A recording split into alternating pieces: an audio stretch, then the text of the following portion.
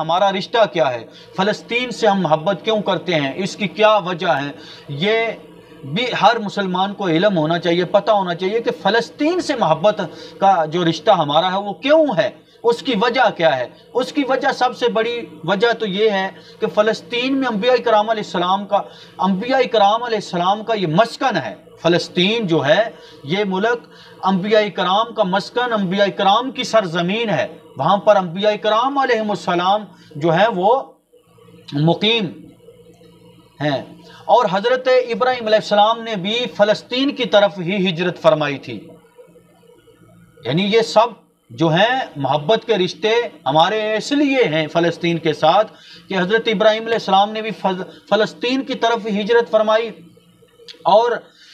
اللہ تبارک و تعالیٰ نے حضرت لوط علیہ السلام پر جو عذاب آیا تھا اس پر جو ان کو نجات عطا فرمائی تھی، وہ یہی یعنی اسی علاقے میں، اسی ملک میں ان کو جو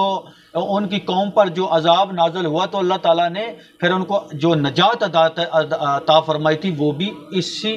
ملک میں، یہ فلسطین ہی وہ ملک ہے۔ حضرت داؤد علیہ السلام نے اسی سرزمین پر سکونت رکھی اور یہی اپنا ایک محراب بھی تعمیر فرمایا، یہ بھی فلسطین ہی ملک ہے کہ حضرت داؤد علیہ السلام نے بھی اسی سرزمین پر اپنی سکونت یہیں پر وہ مقیم رہے، یہی ان کا یہی ملک ہے۔ تو یہیں پر آپ نے جو ہے ایک محراب بھی بنایا۔ حضرت سلیمان علیہ السلام جن کی حکومت پوری دنیا میں وہ حکومت کرتے تھے، وہ بھی اسی ملک میں رہنے والے تھے، فلسطین اسی ملک میں حضرت سلیمان علیہ السلام بھی رہنے والے تھے، اور یہیں سے وہ پوری دنیا میں حکومت کیا کرتے تھے۔ اور ایک آپ واقعہ جو قرآن پاک میں بھی چیونٹی کا واقعہ ہے کہ چیونٹیوں کا مشہور قصہ جو قرآن پاک میں آتا ہے کہ ایک چیونٹی نے اپنی یعنی دوسری ساتھی جو چیونٹیاں ہیں ان کو یہ کہا کہ آپ جو ہیں اپنے بلوں میں گھس جاؤ، یہیں اس ملک میں واقعہ، یعنی یہ اسی ملک کا شہر اسقلان ہے، یہیں پر یہ واقعہ پیش آیا تھا۔ اس کو اب وادی نمل یعنی اس واقعہ کے بعد، قصہ کے بعد وادی نمل کا نام دے دیا گیا۔ تو یہی وہ ملک ہے فلسطین کے جہاں پر یہ چیونٹیوں والا واقعہ بھی یہیں پیش آیا تھا۔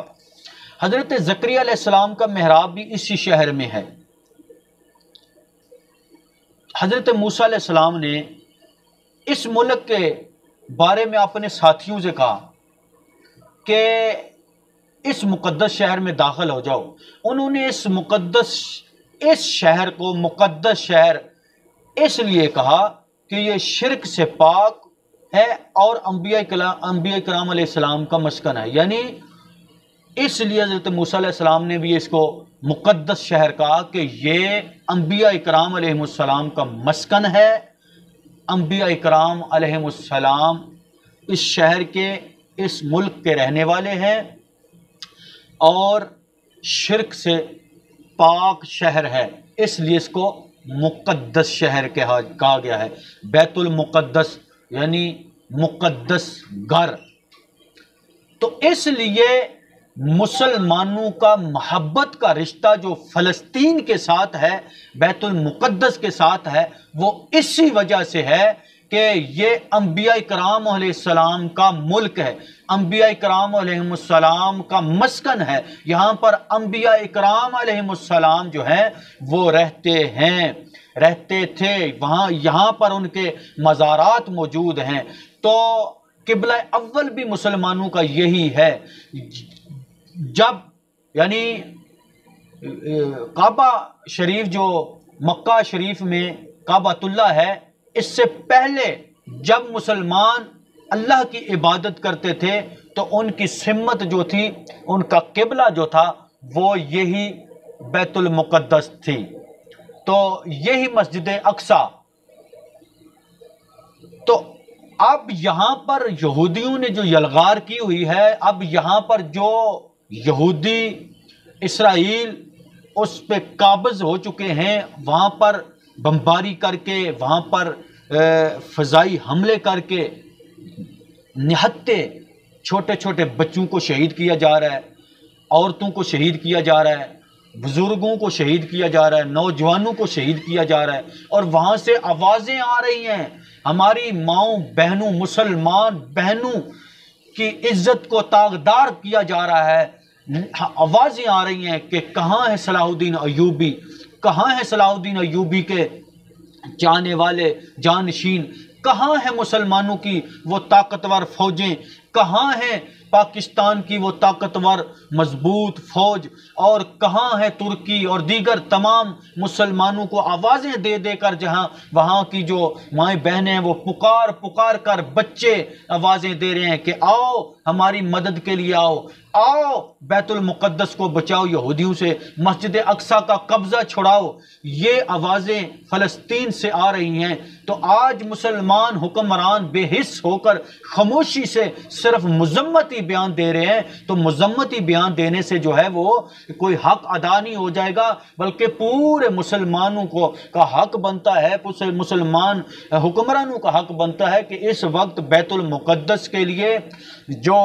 ہمارا قبلہ اول ہے اس کی حفاظت کے لیے اپنا کردار ادا کریں، اور آواز کو اٹھائیں، اور لوگوں تک یہ پیغام، پورے دنیا تک یہ پیغام پہنچائیں کہ ہم سب کچھ برداشت کریں گے، لیکن ہم اس مقدس شہر کی بے حرمتی، یہ ہمارا ہے، یہ یہودیوں کا نہیں ہے، یہ ہماری عبادت گاہ ہے، تو ہم اس کو کسی صورت میں جو ہے وہ یہودیوں میں کے قبضے میں نہیں رہنے دیں گے، یہ حق بنتا ہے مسلمانوں کا۔ تو تمام جتنے بھی حکمران ہیں ان کو یہ چاہیے کہ اپنا واضح پیغام دیں، مذمتی بیانات یہ دینے سے یہ کام نہیں چلے گا، یہ آپ اپنا کردار ادا کریں۔ اللہ تبارک و تعالیٰ سے دعا ہے کہ اللہ تبارک و تعالیٰ فلسطینیوں کو فتح و نصرت عطا فرمائے، اور بیت المقدس مسجد اقصی کو اللہ تعالیٰ ان یہودیوں سے آزاد فرمائے، اور فلسطین کو مکمل آزادی اللہ تعالیٰ عطا فرمائے۔ آمین بجاہ النبی الکریم صلی اللہ علیہ وآلہ وسلم۔ السلام علیکم ورحمۃ اللہ وبرکاتہ۔